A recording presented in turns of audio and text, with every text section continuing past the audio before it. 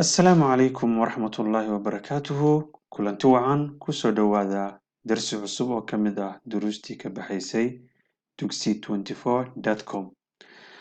cashirkan biidni illahi alkariim waxaan ku qaadanaynaa tanwiinta maxay tahay tanwiintu maxaa lagu gartaa see loogu dhawaaqaa marka dhegeysi wacan iyo la socod wacan tanwiintu maxaa lagu qeexaa tanwiintu istilaax ahaan waxay ka dhigan tahay oo lagu qeexaa waxaa la dhahaa waa nuunun saakina tadharu aakhira alasmaa'i lafdan laa khatan waxa weeyaan tanwiintu waa nuun reeban oo ka muuqata aakhir alasmaa'i magacyada aakhirkooda gadaashooda dambe ayay ka muuqataa lafdan xagga dhawaaqa laa khatan xagga dhigaalka kama muuqato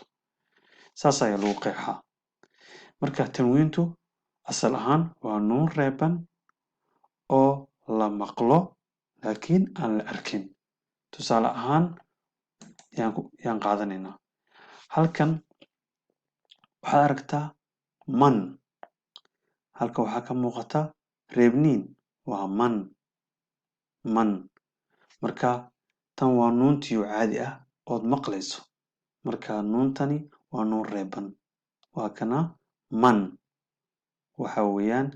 miim fatxa nuun sukuun man ayaa loo higaadinaya nuuraaniyada miim la kordhabay nuun lagu reeb man ayay noqonaysaa marka nuunku reebniinku wuu ka muuqdaa marka kan waa la maqlaa waana maaragtay la qoraa oo waa la arkaa halkan haddaan akhrino iyadana waxa weeyaan man laakiin cod ahaan waxaan maqalnaa nuun ayaan maqalnaa man labada cod waa isku mid laakiin maxaan aragnaa fatxatayn waa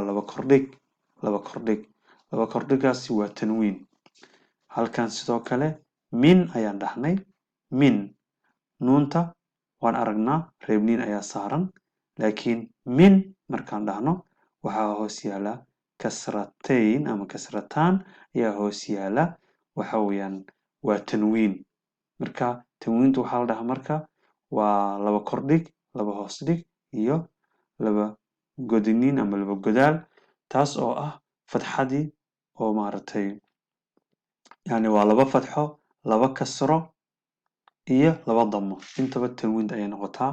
marka haddaan mar labaad aan ku celiyo qeexitaanka tanwiinta waxa weeyaan nuun waa nuunun saakinatun tadharu aakhir alasmaa'i lafdan laa khatan waa nuun reeban oo ka muuqata aakhir alasmaa'i magacyada gadaashooda lafdan xagga dhawaaqa laa khatan xagga dhigaalka ma muuqato halkan ma aragno nuun la qoray ma aragno laakiin waan maqalnaa man ayaan maqalnaa saa darteed magacyada ayay gashaa markii naxwaha la joogana nuuntu waa min calaamaati alism magaca ayay u tahay tanwiintu yaan ka wadaa ayay u tahay calaamad u tahay oo magaca ayaa lagu gartaa marka magaca markuu yahay nakiro yahay ayaa wuxuu qaadan karaa muxuu ah tanwiin ayuu qaadan karaa sida rajulun nin oo kale tusaalooyin ayaan qaadanaynaa oo noo qeexaya noo caddaynaya sida maaragtay tanwiintu ay maaragtay u shaqayso tusaale ahaan oo kale fatxataani markay laba kordhig ay tahay man ayaa la leeyahay tusaale ahaan oo kale caliiman hadda waxaan maqalnaa nuun laakiin ma aragno waxaan aragnaa laba kordhig ayaan aragnaa caliiman iyadoo kasrataan ah oo laba hoos dhig ah min waxaa tusaale u ah caliimin damataan iyadoo ah laba damo waxa weeyaan caliimun wahaakada qaabkaas ayaa loo akhrinayaa haddii aad aragto laba fatxa iyo laba kasro iyo muxuaha laba damo waxa weeyaan waa tanwiin waana nuun maaragtay lagu dhawaaqo laakiin dhigaalkeedu aanan la arkaynin oo loo qorayo sidan hortiina ka muuqata fatxateyn iyo kasrateyn iyo damateyn laba kordhig laba hoosdhig iyo laba godaal waxaan rajeynayaa cashirkan inaad ka faa'iidaysateen ood fahanteen tusaale kale oo fara badan ayaan ku qaadan doonaa qeybta xigta ee ku saabsan tanwiinta waad mahadsantihiin assalaamu calaykum waraxmatullaahi